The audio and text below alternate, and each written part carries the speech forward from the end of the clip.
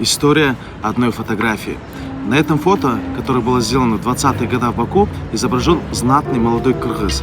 И я хочу обратить внимание на несколько деталей. Во-первых, посмотрите, как прекрасно и интересно надет колпак. И как он сидит элегантно, что, конечно, отличается от того, как сегодня носят колпак, и только один вид распространен в сегодняшний момент. Да? А хочется также обратить внимание на кольцо. То есть 100 лет назад это тоже была редкость, когда мужчины носили обручальные кольца. Посмотрите, как интересно завязан у него пояс. У кыргызов до 40 лет мужчины не могли носить такие большие металлические ремни, поэтому такое решение выглядит очень элегантно. Также у него такая обувь очень интересная.